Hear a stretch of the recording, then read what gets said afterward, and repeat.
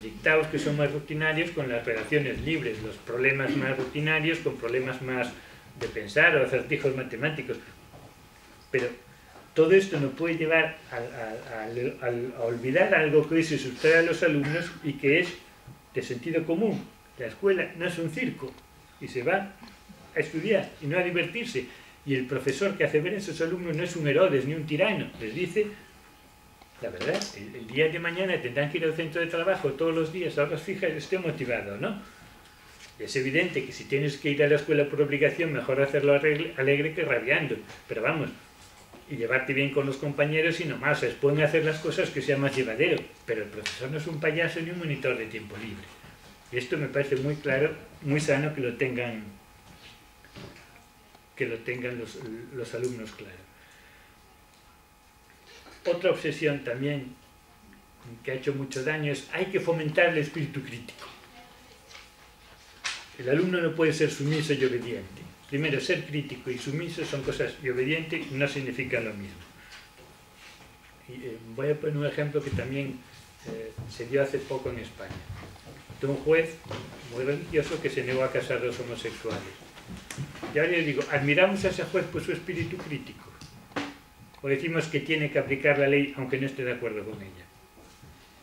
¿Eso quiere decir que los jueces tienen que ser acríticos? No, un juez puede criticar las leyes y de hecho debe. Y para eso están pues, la prensa, la revista de estudios jurídicos.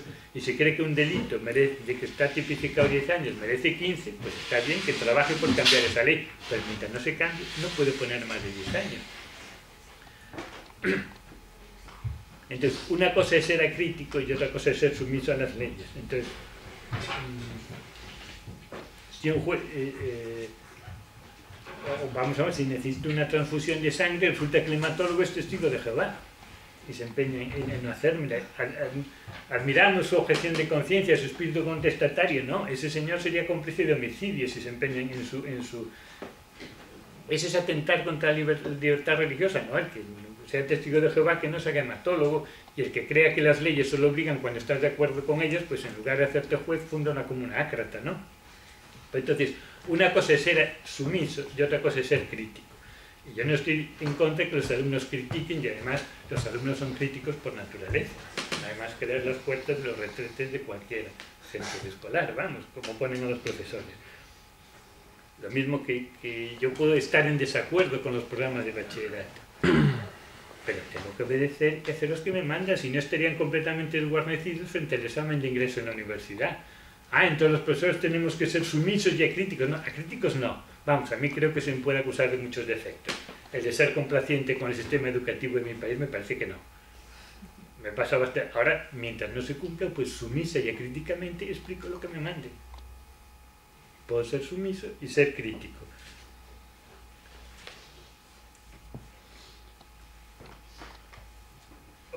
Pongamos que un conductor le da por obedecer las leyes del tráfico. Bueno, pues tienes, pero es que yo no estoy de acuerdo que esta calle sea de dirección prohibida ni que el semáforo esté aquí. Bueno, pues preséntate al alcalde para cambiarlo, pero entre tanto tienes que obedecer. Entonces el sistema necesita conductores sumisos y acríticos. No, acríticos no, puedes criticar lo que quieras, pero obedecer sumisamente a las leyes de tráfico y las normas de los guardias, pues sí, ¿qué le vamos a hacer? Y ahora pregunto, ¿no están entre nuestros alumnos los futuros jueces que tendrán que juzgar obedeciendo sumisamente unas leyes con las cuales no siempre estarán de acuerdo? ¿No están entre nuestros alumnos los futuros profesores que tendrán que explicar obedeciendo unas directrices con las cuales no siempre estarán de acuerdo? ¿Y no están entre nuestros alumnos los futuros conductores que tendrán que conducir obedeciendo sumisamente unas leyes con las cuales no siempre estaremos de acuerdo? ¿No estarán de acuerdo? Pues entonces tampoco es tan grave ir enseñando obediencia y sumisión a los alumnos. De estas frases cuando alguien, ¿tú quieres que los alumnos sean sumisos y acríticos? Casi contestas por reflejo condicional. No, ¿qué voy a pensar eso? Pero respira hondo, ¿y por qué no? Todos tenemos que obedecer unas leyes con las cuales no estamos de acuerdo. Entonces, pues no hay más remedio que aprender a obedecer.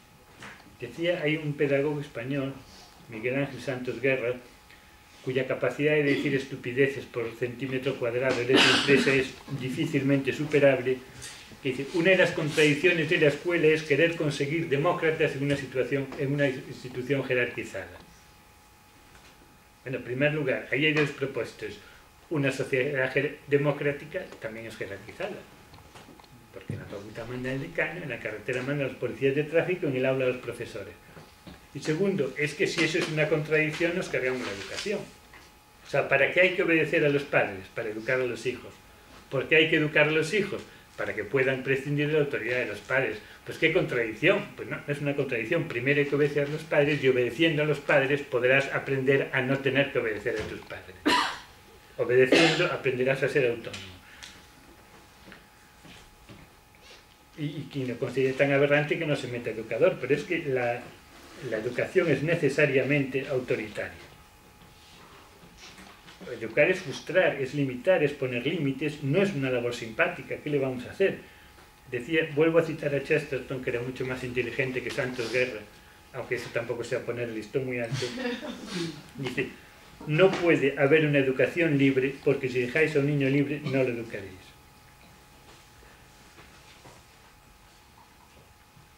Y esto es así porque ningún niño quiere ser educado.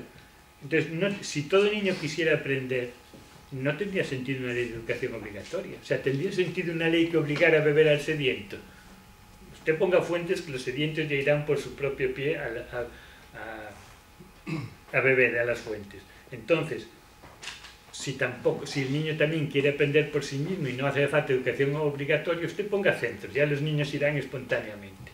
O sea, o la educación es autoritaria o no tiene sentido una ley de educación obligatoria. No puede ser una ley de educación obligatoria, pero luego la educación no tiene que ser autoritaria. Y por cierto, todos los pedagogos que sostienen que los alumnos tienen que ser críticos no soportan a los profesores críticos. Hace poco un número de cuadernos de pedagogía en el cual hice un artículo de por qué baja el nivel. Luego había una bibliografía. Había sobre legislación educativa, sobre no sé qué, y otro apartado, profesores quejosos. Entre ellos estaban los libros de seguro servidor de ustedes, como pueden imaginar. O sea, al alumno que es crítico se le aplaude. Al profesor que es crítico es un quejoso, un nostálgico. Bueno, ¿en qué quedamos? Si el alumno puede ser crítico, con más razón el profesor, que un poco de más bagaje tiene, pero en realidad no soportan la crítica. Y también otra pregunta que a lo mejor se hace mucha gente, bueno, pero en lugar de ser autoritario, ¿no es mejor dialogar? Que el niño comprenda que eso es por su bien, que lo tiene que hacer. No se puede dialogar con un niño, así de fácil. Igual que yo, si voy a un médico, no dialogo con él para convencerme que me tiene que curar, le explico mis síntomas y me atiende o lo denuncio. No dialogo, o sí. Pongamos que mi vecino, por culpa de mi vecino, tengo una gotera. Yo le explico amablemente, le informo, no dialogo con él, le informo que tengo una gotera. Y pongamos que no le convence mis argumentos de que arregle la gotera. Entonces yo tengo que dialogar con él hasta encontrar argumentos suficientemente concluyentes para que él se convenza que tiene que arreglar la gotera. No, yo se lo explico. Hay una gotera y tiene que arreglar la cañería. O la arreglo o le denuncio, pero yo no dialogo con él. O sea que hay que... ha pasado a veces el caso de un niño que no había manera de que dejara de jugar la pelota en su casa y los vecinos de abajo protestaron. La reacción de los padres, tienes razón, pero no hay manera de convencerme de que deje de usar la pelota. Pues la pelota se le quita y si hay que dar un cachete se da. Pero la educación no es dialogar, es imponer. Suena muy feo, pero ¿qué le vamos a hacer? Es cierto que le puedes explicar al niño que es por tu bien, no es por fastidiarte la escuela. Tienes que comer horas fijas también por tu bien, no debes comer caramelos por tu bien. Ya te he informado. Ahora, estés convencido, no estés convencido, vas a seguir las normas. Hubo un caso, además, hace 4 o 5 años, de unos gamberros, pero de buena familia, ¿no? Que mataron a una indigente en un cajero. Seguro que no fue la primera gamberrada, o sea, nadie se estrena de gamberra con un asesinato. Entonces, si a tiempo lo hubieran parado, no hubieran terminado más la policía. Va la policía a dialogar con ellos, decir, pero no sois mayorcitos para andar matando a ancianos. ¿No sabéis que eso está muy feo? No. O sea, por empeñarse en dialogar, ahora termina mal de la policía. Si a la primera le hubieran dado un sopapo bien dado, ahora no estarían en la cárcel. Entonces, por no evitarle traumas que son relativamente pequeños, porque una colleja la hemos recibido todos, pues termina mucho peor, aparte de una indigente que ha perdido la vida, que también hay que pensar en ella, ¿no? Por muy indigente que sea. Y ahora, admitamos ya que estudiar, digo que no se trata de hacer alumnos, que ser acrítico y ser sumiso son cosas distintas, y que hay que formar personas críticas. Bueno, ¿qué son personas críticas? Las personas que hablan en la televisión a gritos sin saber lo que están diciendo. O la crítica seria es la que está controlada por el conocimiento. O sea, que previamente una crítica... O sea, todos los adolescentes son críticos por naturaleza, pero cuando un adolescente quinceañero dice un progre quinceañero una cosa como una novedad que ya se sabe desde Platón, que es mejor darle la gracia por su espíritu crítico, es explicar, no, mira, esto ya se ha dicho hace mucho tiempo. O sea, que antes de nacer tú tampoco vivíamos en tinieblas. Es muy frustrante, pero es mejor decírselo. Es decir, la cosa no tiene mucha importancia, tonterías las decimos todos, sobre todo a los 15 años, pero conviene que no se convierta en un hábito. Y además, no hay más que ver de dónde han salido los grandes espíritus críticos. Descartes no sale de una escuela libertaria, sale de los jesuitas. Y el propio rigor con que él destroza y deroga la filosofía en que le educaron se lo debe a la propia filosofía en que le educaron. O sea, el propio rigor escolástico que aprendió lo utiliza para demoler la escolástica. Pensemos en Voltaire. No vamos a decir que era un hombre sumiso y acrítico. ¿Y dónde salió? Pues de los jesuitas. También qué mala pata, ¿eh? El rigor con que le educaron le sirvió entre otras cosas para elaborar su propio pensamiento y criticar a veces la propia educación que le habían, aunque en cierta medida sabe que ha tenido una buena educación, y eso que no distaba mucho de ser un entusiasta de la Iglesia, pero sabe que ahí aprendió muchas cosas.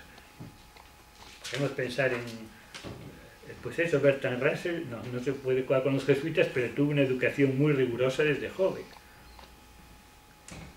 Desde muy joven estudió matemáticas, filosofía. Por ser un niño muy volcado al estudio, decimos que era un espíritu sumiso y acrítico. Sartre fue muy educado por su tío, porque que desde joven también le metió en los clásicos y en la matemática. O sea, se pueden poner muchísimos ejemplos. Los espíritus críticos no han salido de escuelas libertarias. Entonces, y además para criticar la sociedad en que vivimos hay que conocerla. Y conocerla significa que nuestra sociedad es un palimpsesto, por encima de nosotros está el romanticismo, o por debajo, más por debajo la ilustración, después el barroco, la Edad Media, Grecia, Roma. O estudiamos historia, y estudiar significa estudiar, no buscar información por internet, o nunca conoceremos la sociedad en que vivimos, en cuyo caso tampoco podemos ser realmente críticos. Además, para una crítica sólida hay que conocer lo que se ha pensado antes, lo cual quiere decir que hay que estudiar filosofía, que a veces es aburrido, pero hay que estudiar filosofía si queremos crear personas críticas. Claro,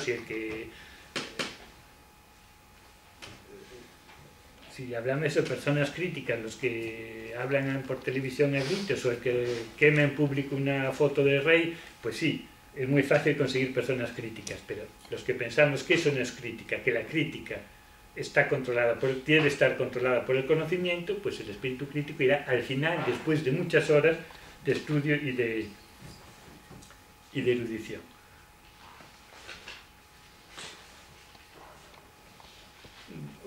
Bueno, voy a ir terminando, que se estoy aburriendo demasiado. Otro de los tópicos también que es letal es que el niño, la enseñanza no puede ser transmisiva. El niño debe aprender por sí mismo. Porque si no, las clases tradicionales, el alumno es pasivo. El alumno no está pasivo en clase, está físicamente quieto, como estamos en el cine, pero no estamos pasivos. Vemos la película, que bien lo hace este actor, que mal lo hace el otro. O sea, seguimos el argumento y no estamos intelectualmente pasivos. Entonces, que el niño, aunque estemos quietos, que el niño esté atendiendo en clase, pregunte las dudas, haga los problemas, aunque esté quieto, no está intelectualmente pasivo. Y si no entiende algo, es el alumno que tiene que pedir la palabra y pedir aclaración. Y después, pues llegar a casa y hacer sus deberes y sus tareas. Y luego corregirlas en clase y mejorarlas si se ha equivocado o las ha hecho mal. Entonces, la enseñanza tradicional no tiene nada de pasiva. es transmisiva porque el conocimiento se transmite necesariamente de quien lo tiene a quien no lo tiene. Y además, nadie puede descubrir nada nuevo si no se apoya en lo que ya se sabía antes. Einstein no sale de la nada, se apoya reflexionando sobre las limitaciones de la física de Newton, que por cierto no la había descubierto por sí mismo, se la habían enseñado. Sobre Newton y Galileo lo mismo, sobre la física de Aristóteles. O sea, la ciencia, si el niño pudiera aprender por sí mismo, el Pithecanthropus habría descubierto la geometría analítica y las ecuaciones diferenciales. No es así, porque de hecho la ciencia, comparado pues con las otras manifestaciones humanas, como es la danza, la poesía, la religión, es una recién llegada al mundo, precisamente porque es muy difícil aprender por sí mismo. Yo no he aprendido nada, todo lo que sé me lo han enseñado las personas que sabían más que yo, pues, y ahora se lo cuento a mis alumnos. Empeñarse que el alumno aprenda por sí mismo es que haga algo que yo no soy capaz de hacer. Y además, eso sí, primero hay que saber mucho y después ya veremos si puedes aportar algo nuevo y aprender por ti mismo. Y voy a terminar con un texto de Chesterton, otra vez. Es del año 1910 y me gusta mucho, no solo por la cordura, sino porque critica como un lugar común algo que se nos está vendiendo como novedoso. O sea que las memeces pedagógicas no solo como novedosos, no solo son memeces, y además una memez puede ser muy novedosa, eso, que algo sea novedosa no excluye que pueda ser una memez, es que encima ni son novedosas. Entonces, terminaré con el texto de Chesterton. Sé que algunos pedantes frenéticos han defendido que la educación no es en absoluto transmisión, que no enseña en absoluto por medio de la autoridad. Presentan el proceso como una llegada, no del exterior desde el maestro, sino desde dentro del niño. Dicen que la educación es la llave para dirigir o sacar facultades dormidas en cada persona. Por lo visto, en algún lugar profundo de la oscura alma infantil hay un deseo de aprender las declinaciones griegas, y el maestro de escuela solo libera amable y tiernamente este aprisionado propósito. Sellados en el bebé recién nacido están los secretos intrínsecos de cómo resolver ecuaciones y cuál es la fecha de la batalla de Waterloo. El educador solo extrae del niño su amor invisible por las divisiones largas. No estoy de acuerdo con esta doctrina. Sería tan lógico como decir que la leche del bebé procede del bebé y no de la madre. Hay sin duda en cada criatura viviente una colección de fuerzas y funciones, pero la educación o significa darles una determinadas formas y entrenarlas para determinados propósitos, o no significa nada en absoluto. El hablar es el ejemplo más ilustrativo. Se pueden sacar gemidos y gruñidos del bebé pellizcándolo y tirando de él. Un pasatiempo agradable, aunque cruel, pero habrá que esperar y observar con mucha paciencia antes de sacar de él el idioma inglés. Primero habrá que metérselo dentro. Muchas gracias.